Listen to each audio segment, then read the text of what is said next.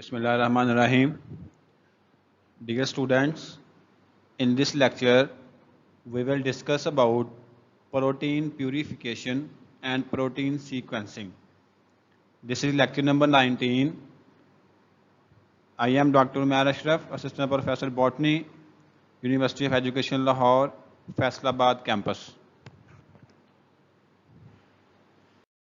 So let's start with protein purification.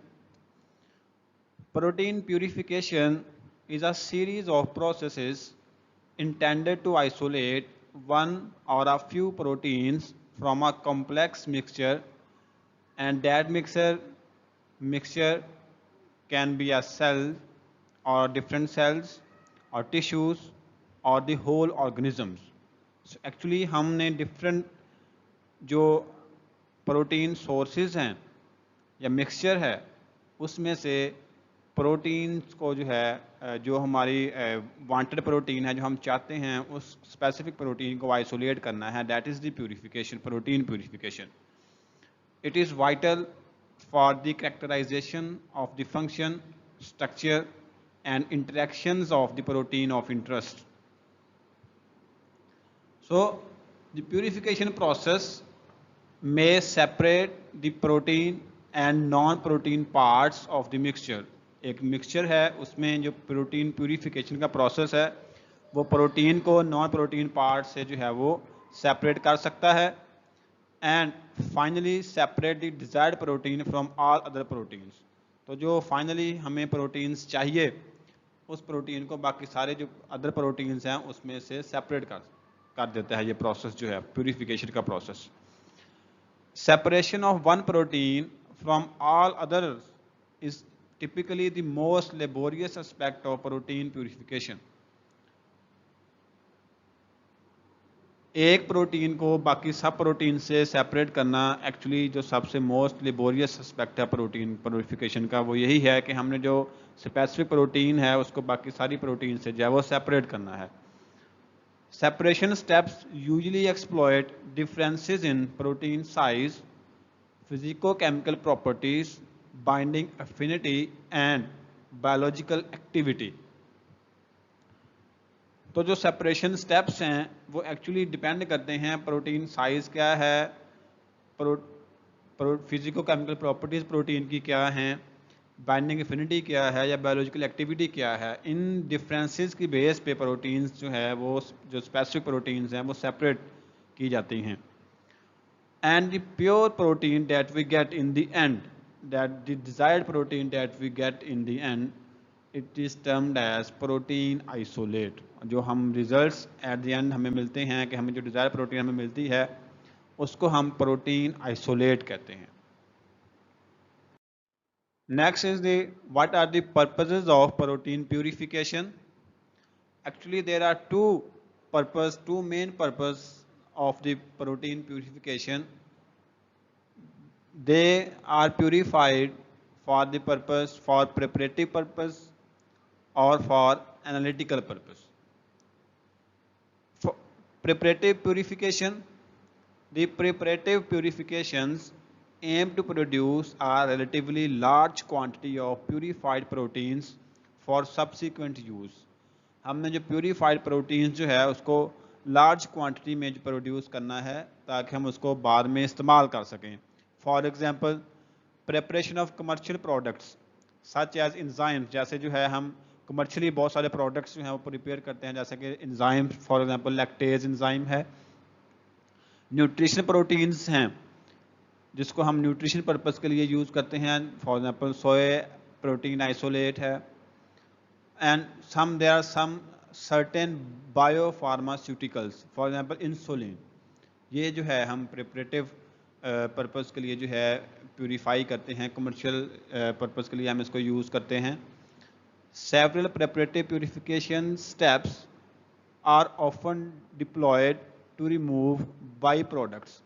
बहुत सारे जो प्यूरिफिकेशन के स्टेप्स हैं वो इसलिए भी डिप्लॉय किए जाते हैं या अप्लाई किए जाते हैं ताकि हम बाई प्रोडक्ट्स जो हैं वो रिमूव कर सकें, such as host cell proteins which poses are potential threat to the patient's health.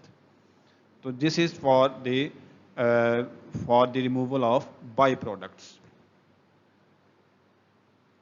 The next one is analytical purification.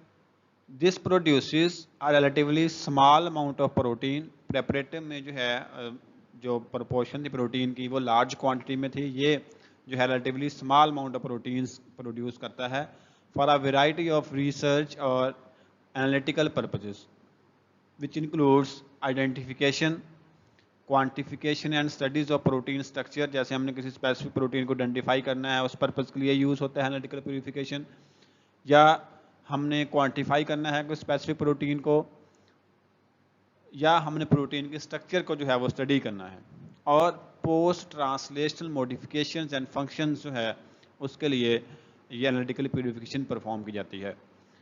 Pepsin and urease were the first proteins purified to the point that they could be crystallized. Pepsin और urease जो है ये वो proteins थी जिसको जो है वो क्रिस्टलाइज भी किया जा सकता था. ये वो फर्स्ट प्रोटीन्स थी जिसको जो है हम क्रिस्टलाइन फॉर्म में जो है वो उसको क्रिस्टलाइजेशन उसकी कर सकते थे प्यूरिफाई करके. सो this is actually the analytical purification.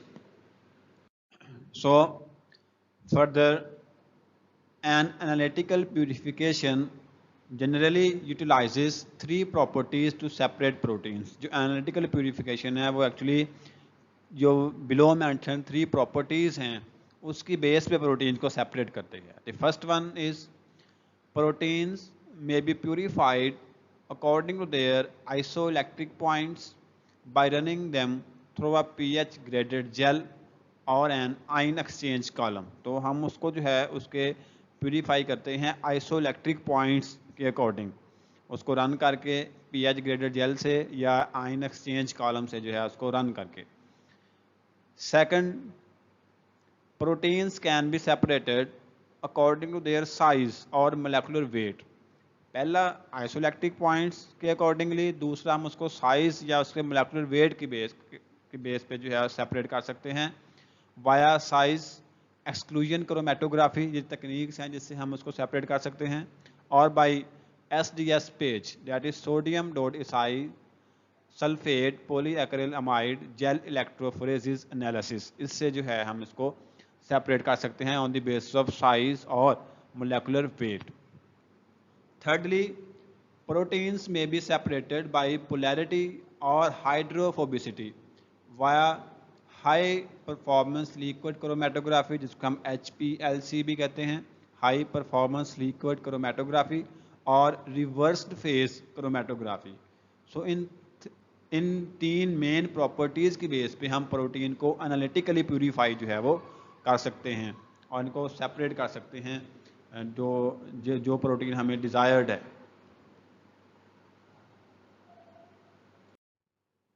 Now What are the general steps in protein purification? अगर हम in general बात करें तो there are four main steps of protein purification. The first step is the selection of a protein source. कि आपने एक protein source को select करना है जिससे आपने protein extract करनी है. Second, homogenization and solubilization. आपने उसको homogenize करना है, फिर solubilize करना है different जो है वो chemicals को use करते हुए.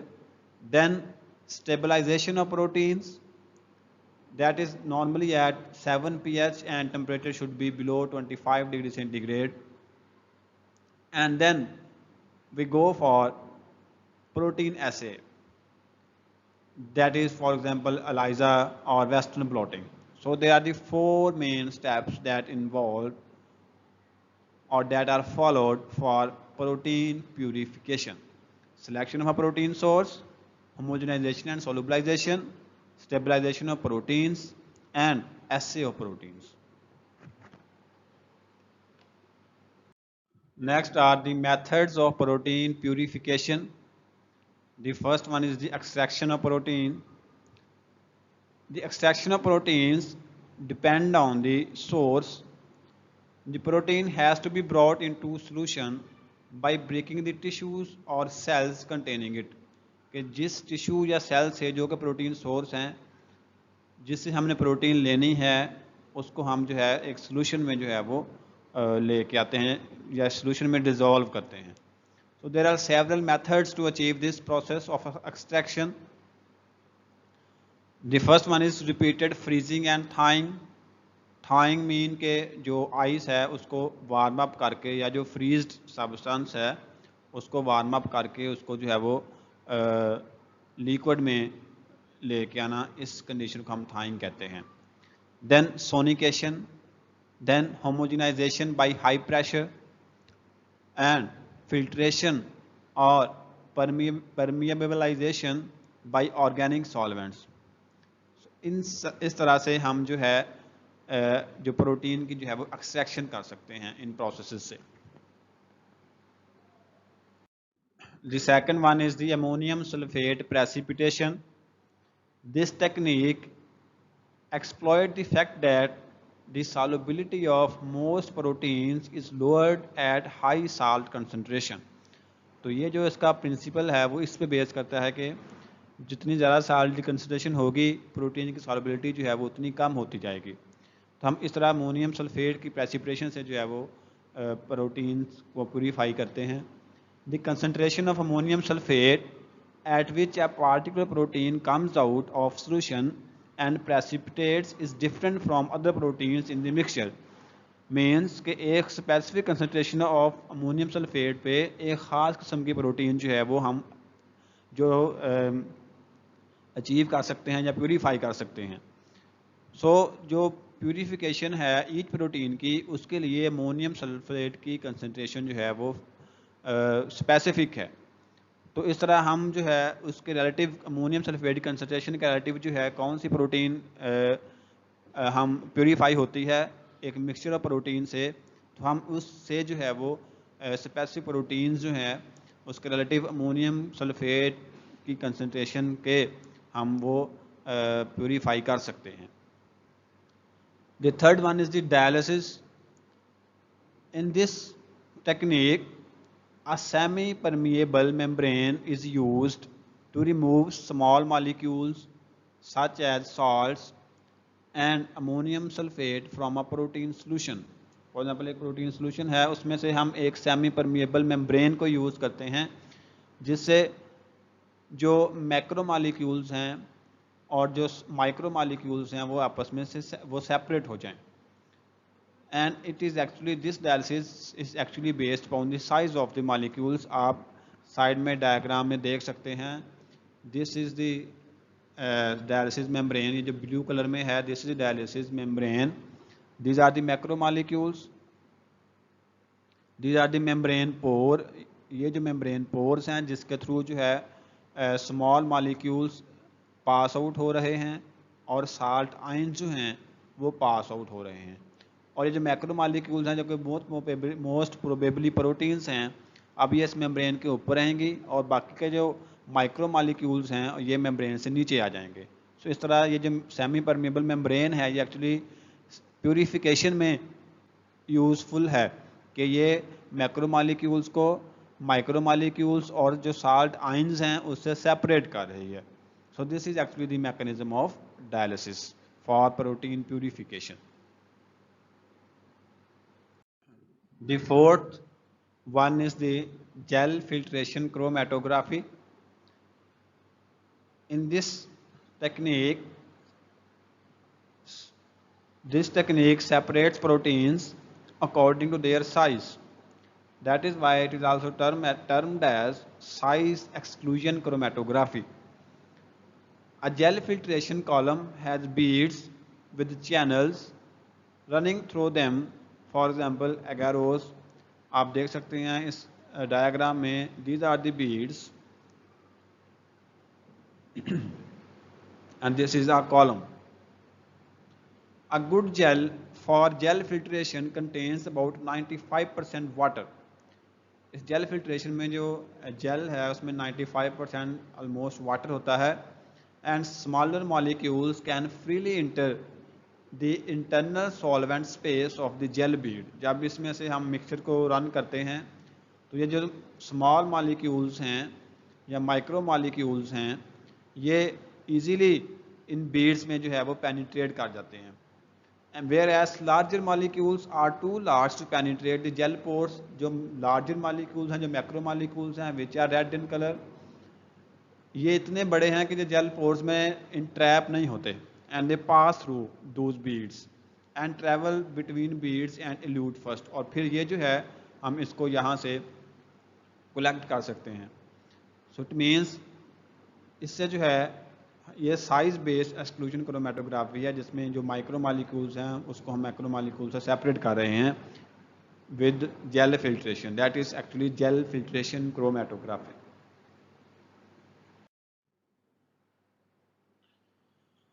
So the fifth one is ion exchange chromatography. This technique separates proteins on the basis of their overall net charge. उस पे जो है प्रोटीन्स पे ओवरऑल नेट चार्ज क्या है, पॉजिटिव है या नेगेटिव है, क्योंकि we have studied previously that an amino acids can have a positive charge, can have a negative charge.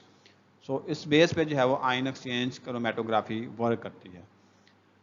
The retention is based, retention of amino acids is based on electrostatic interaction between solute ions and fixed ion charge on the stationary phase, कि जो solute ions means के जो amino acid पे कौन से charges हैं, negative है या पॉजिटिव है, और जो फिक्स्ड आयन है जो स्टेशनरी फेज है उस पे क्या चार्ज है। तो इन दोनों के इंटरेक्शन से जो है वो इंटरेक्शन से हम प्रोटीन्स को प्यूरीफाई करते हैं। फॉर एग्जांपल जो आयन एक्सचेंज है उसमें कैटायन एक्सचेंज क्रोमेटोग्राफी भी हो सकती है और एनायन एक्सचेंज क्रोमेटोग्राफी भी हो सकती है। So anion exchange resins are positively charge separate negatively charge compounds. आप देख सकते हैं डायग्राम में, this anion exchanger stationary phase है, इसमें जो है ये पॉजिटिव चार्ज है, और इसमें जो सोल्यूट है उसमें जो अमीनो एसिड है उसमें नेगेटिव चार्ज है। तो ये जो नेगेटिव चार्ज है ये पॉजिटिव चार्ज के साथ बाइंड कर जाएगा, और जो पॉजिटिव चार्ज वाले अमीनो एसिड्स होंगे they will repel and they will pass out. जो नेगेटिव चार्ज वाले हैं वो यहाँ पे रिटेन कर जाएंगे। On the other way the cation exchange resins, they are negatively charged separate positive charge compound, ये positive charge compounds को उस solution से या solute से जो है वो separate करते हैं, and the negative charge repels the negative charge and this negative charge will pass through the column. So इस तरह से जो है वो ion exchange chromatography जो है work करती है इस base पे। The next one is the affinity chromatography. In affinity chromatography, it is the separation technique based upon molecular conformation, के उसकी molecular configuration क्या है या उसकी shape क्या है, उस base पे जो है ये purify करती है proteins को। Resins have ligands attached to their surfaces which are specific for the compounds to be separated. वो जो ligands हैं वो specific हैं कि जिन compounds को हमने separate करना है उसके लिए specific हैं। Ligands function in a fashion similar to that of antibody antigen interaction, जिस तरह स्पेसिफिक एंटीजन के लिए स्पेसिफिक एंटीबॉडी है, इस तरह जो है वो लेगेंड्स का इंटरेक्शन है डिफरेंट कंपाउंड्स के साथ, के उसने जो है वो उसके साथ बाइंड होना है या अटैच होना है।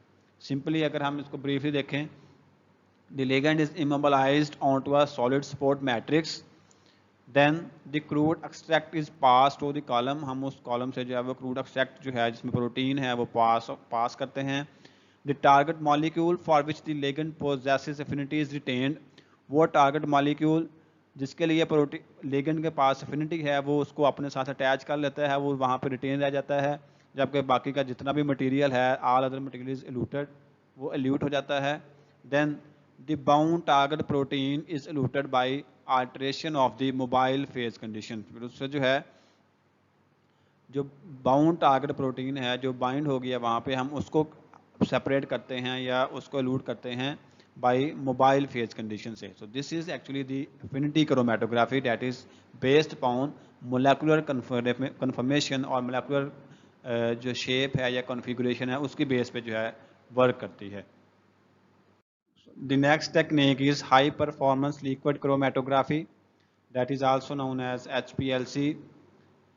HPLC or high pressure liquid chromatography is a form of chromatography applying high pressure to drive the solutes through the column faster.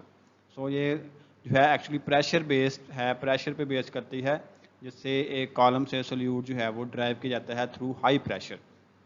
This means that the diffusion is limited and the resolution is improved. The most common form is reversed phase HPLC where the column material is hydrophobic, जिसमें इसका जो column material है that is hydrophobic, not water loving. The proteins are eluted by a gradient of increasing amounts of an organic solvent such as acetonitrile.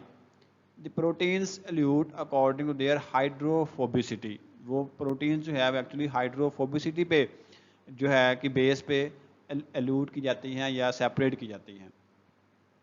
After purification by HPLC, the protein is in a solution that only contains volatile compounds can easily be lyophilized. Purification के बाद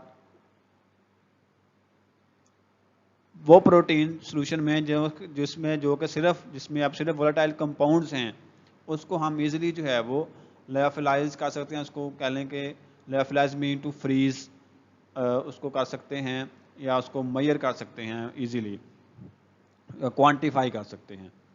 HPLC purification frequently results in denaturation of the purified proteins. HPLC purification में जो purified proteins हैं वो frequently denature हो जाती हैं and thus is not applicable to proteins that do not spontaneously refold. फिर वो proteins के लिए हम इसको apply नहीं करते जिसमें ये ability नहीं है कि वो दोबारा से refold हो सकें. So जो proteins दोबारा से refold हो सकती हैं we applied only to those, और जो refold नहीं हो सकती spontaneously हम उसके लिए HPLC जो है वो applicable नहीं है. This is actually the high performance liquid chromatography, that is HPLC. This is the actually high performance liquid chromatography, the diagrammatic view. You can see here, this is the solvent, then there is a pump through which pressure is exerted, then injector. This is the HPLC column. Then this is the detector which detects the specific protein and the results are recorded. These peaks are achieved for the specific volatiles, and then after detection the sample is transferred to the waste bin. So this is actually the diagrammatic view of the high performance liquid chromatography or HPLC. The next one is the gel electrophoresis. Gel electrophoresis is a common laboratory technique that can be used both as preparative and analytical purposes. The principle of electrophoresis relies on the movement of a charged ion in an electric field. Actually इसमें हम देखते हैं कि एक electric field में जो charge ion है उसकी मूवमेंट कितनी है. When placed in an electric field, proteins having net charge will move towards one electrode or the other. जब हम इसको इलेक्ट्रिक फील्ड में रखते हैं तो वो प्रोटीन जिस पे नेट चार्ज है, चाहे पॉजिटिव है चाहे नेगेटिव है, वो इलेक्ट्रोड्स की तरफ जो है वो मूव करना शुरू कर देंगे. The greater the net charge the faster the molecule will move. So जितना ज़्यादा चार्ज होगा उतना ही जो है वो मॉलिक्यूल जो है फास्टर मूव करेगा towards the electrode. PAGE, that is polyacrylamide gel electrophoresis, carried out in a gel which serves as a molecular sieve, जो कि एक molecular sieve के तौर पे जो है वो वर्क करती है. आप डायग्राम में देख सकते हैं. These are the samples. These are the electrode, negative and positive electrode. Then this is the gel in blue. There is the buffer. These are the larger fragments and these are the smaller fragments, and this is the plastic film. So this is actually the overall view of gel electrophoresis. So in general, proteins are purified from mixture using combination of several techniques based on protein properties. For example, uh, protein property based that is solubility, and technique we used for this property is differential precipitation. For molecular size, the technique is used gel filtration chromatography. It means gel filtration chromatography is actually based on molecular size. Then ion exchange chromatography is based on molecular charge. Similarly, reversed phase high performance liquid chromatography is based on hydrophobicity, and affinity chromatography is actually based on biological activity. So these techniques are based upon different protein properties for purification. The next part of the lecture is protein sequencing.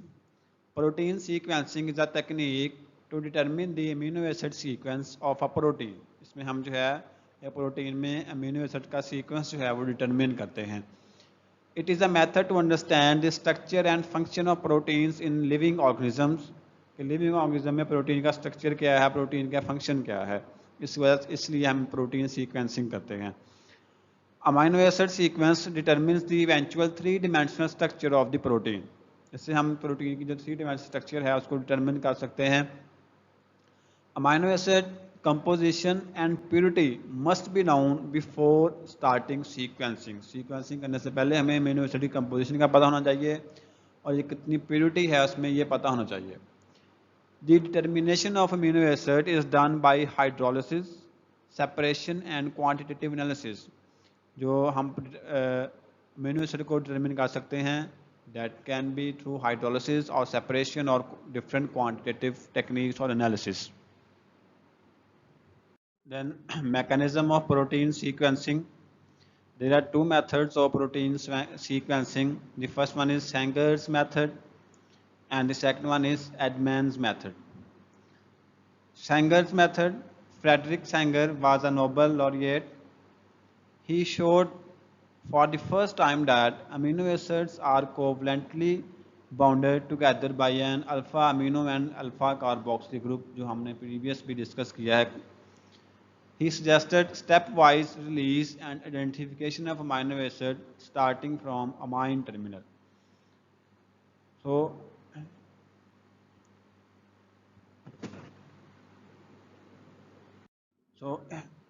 in his method, he used a reagent that is fluorodinitrobenzene or FDB, which is commonly called as Sanger's reagent. So the Sanger's reagent is fluorodinitrobenzene. The FDB reacts with free amine group of amine terminal in amino acid group. Upon hydrolysis, a yellow colored dinitrophenol that is actually the derivative of amine terminal amino acid is produced. The DNP, that is dinitrophenol, that is yellow colored amino acid is identified comparing it with a known standard DNP amino acid, जिसको जो है हम इसको compare करते हैं जो हमारे पास एक known standard DNP amino acid है यूजिंग जेल क्रोमेटोग्राफी, तो उससे जो है हम इसको सीक्वेंस कर सकते हैं या स्टडी कर सकते हैं. The second one is the advanced degradation. In 1950, Peher Advan developed a method for protein sequencing. It involves sequential identification of amino acids from amine to carboxylic terminal. Phenyl isothiocyanate or PTC reagent is used for the advanced degradation. The amino terminal residue of a protein can be identified by reaction the protein with the PTC. हम जो amine terminal है protein का वो हम identify कर सकते हैं इसका प्रोटीन का जो फिनाइल आइसोथायोसाइनेट के साथ रिएक्शन से. That forms a stable covalent link with the free alpha amino group prior to hydrolysis with 6 molar HCl. सो ये एक्चुअली एक स्टेबल कोवलेंट लिंक बनाता है जो फ्री अल्फा अमाइनो ग्रुप है, हाइड्रोलिसिस से पहले उसके साथ जो है वो ग्रुप बनाता है। Phenyl isothiocyanate reacts with the uncharged amine terminal amino group of the peptide to form a phenyl thiocarbonyl derivation। तो ये एक्चुअली फिनाइल आइसोथायोसाइनेट जो है वो अनचार्ज जो अमाइन टर्मिनल है पेप्टाइड में उसके साथ जो है वो रिएक्ट करता है और ये जो है वो फिनाइल थायोकार्बोनाइल डेरिवेशन जो है वो उसकी फॉर्मेशन होती है। So the labeled amine terminal amino acid can be identified by comparison of its chromatographic properties with standard fluorodinitrobenzene and dansyl chloride. तो उसको जो है हम उसके स्टैंडर्ड से जो है वो कंपेयर करके हम आइडेंटिफाई कर सकते हैं जो लेबल्ड हमारा अमाइनो एसिड है। Then under mild acidic the cyclic phenyl thiohydantoin of the terminal amino acid is liberated, which leaves an intact peptide shortened by one amino acid। और इससे जो है वो जो पेप्टाइड चेन है वो इंटैक्ट, वो बिल्कुल सेम और महफूज उसी तरह से ही होगी, लेकिन उसमें एक अमीनो एसिड जो है वो शॉर्ट होगा। The released PTH amino acid is identified by, वो फिर उससे जो रिलीज जो फिनाइल थायोहाइडेंटोइन है अमीनो एसिड, हम उसको आइडेंटिफाई कर सकते हैं with high performance liquid chromatography. The sequencing technique has been automated and refined so that upwards of 50 residues from the amine terminus of a protein can be sequenced। के हम जो है जो प्रोटीन के 50 जो रेजिड्यूज़ हैं अमाइन टर्मिनस से, जो 50 रेजिड्यूज़ हैं अपवर्ड, उसको जो है हम सीक्वेंस कर सकें from picomole quantities of the material. उससे जो है हम इसको एक्चुअली सीक्वेंस करते हैं and it is determined by HPLC, that is high performance liquid chromatography। So next are the applications of protein sequencing, कि हम इसको कहाँ पे इसकी एप्लीकेशंस हैं। The knowledge of the sequence of amino acids in a protein can offer insights into its 3 dimensional structure and its function in cellular location, कि हमें उसके जो है स्ट्रक्चर और फंक्शन के बारे में डिटेल्ड इन्फॉर्मेशन जो है वो मिल सकती है प्रोटीन सीक्वेंसिंग से। Certain amino acid sequences serves as signals that determine the cellular location, chemical modification on and half life of a protein। ये प्रोटीन, इससे जो है हम प्रोटीन की सेलुलर लोकेशन को डिटरमिन कर सकते हैं और केमिकल मॉडिफिकेशन को जो है वो स्टडी कर सकते हैं या डिटरमिन कर सकते हैं। Protein sequences can elucidate the history of life on earth. इससे जो है हम कि कब से जो है अर्थ पे लाइफ चली आ रही है, हम उसको भी जो है वो एक्सप्लोर कर सकते हैं या स्टडी कर सकते हैं। तो these are the applications of protein sequencing. These are the references from where I have extracted the material to present you। Students may also consult these books to better understand about the mechanism and lecture that we have described here, we have discussed in this lecture। In the end, I am very thankful to all of you। I hope you understood this lecture very well। It's all about this topic. Thank you।